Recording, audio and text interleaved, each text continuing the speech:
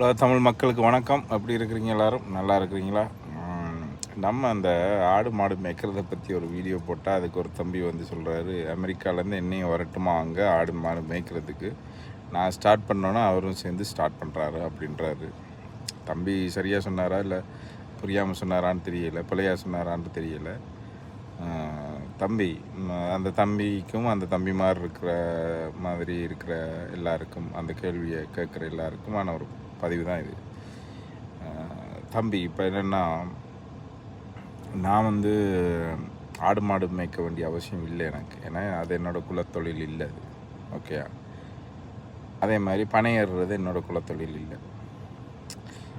அப்படி எனக்கு சம்மந்தம் இல்லாத அது குலத்தொழில்கள். இப்போ நான் வந்து யாரை பற்றி பேசுகிறேன்னு சொன்னால், நீ என்ன மாடு மேய்க்க வர சொல்கிறேன்னு சொன்னால் இப்போ எனக்கு அது பிரச்சனையாக இருக்கணும்.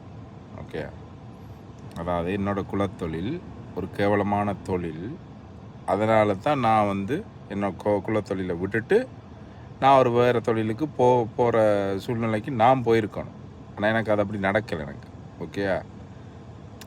அதை நான் அந்த எந்த தொழிலையும் நான் கேவலமாக பார்க்கல. நான் அதனால் எனக்கு அந்த பிரச்சனை வரல. இப்போ பிரச்சனை உனக்கு தான் இருக்குது. உனக்கு ஆடு மாடு மேய்க்கிறது உனக்கு கேவலமான தொழிலாக தெரிஞ்சதால தான் நீ அதை விட்டுட்டு நீ வேற ஒரு தொழிலை பார்த்து போகிற. நீ அதுதான் நான் சொல்ல வந்தேன். உன்னோட ஜாதி உனக்கு கேவலமாக இருந்ததால தான் நீ அந்த ஜாதியை சொல்கிறதுக்கு மறுத்து வேறொரு அடையாளத்தை முன்னுக்கு காட்டுற. எப்படி காட்டுற? திராவிடம்ன்ற ஒரு இதுக்குள்ளால் வர நீ. சரியா? ஏன் உனக்கு உன் ஜாதியை உனக்கு பெருமைப்படுத்த முடியலைன்றதான் என்னோட கேள்வி. ஓகே. இப்போ எனக்கு என்னோடய ஜாதி அது பெரிய ஜாதி தான். அது என்ன ஜாதின்னு நான் சொல்ல தேவையில்லை உனக்கு. என்னோடய ஜாதியால் எனக்கு அது லோவோ ஹையோ அப்படின்ற இதுக்குள்ளேயே நான் கொண்டு வரல. அது எனக்கு என்ன பொறுத்தல எனக்கு பெஸ்ட், அவ்வளோதான். நீ நினைக்கல இல்லாத அதைத்தான் நான் உனக்கு சொல்கிறேன். நீ அதை நினை. நீ உன் ஜாதி பெருசுன்னு நினை, உன் தொழில் வந்து பெருசுன்னு நினை. அப்படின்னா அது ஈக்குவலாக வந்துடும், இந்த பிரச்சனைக்கு சொல்யூஷன் வந்துடும்னு நான் சொல்கிறேன் உனக்கு. சரியா? இப்படி அட்வைஸ் பண்ணோன்னே என்னையும் சேர்த்து கூப்பிடாதாங்க வான்னு சொல்லி.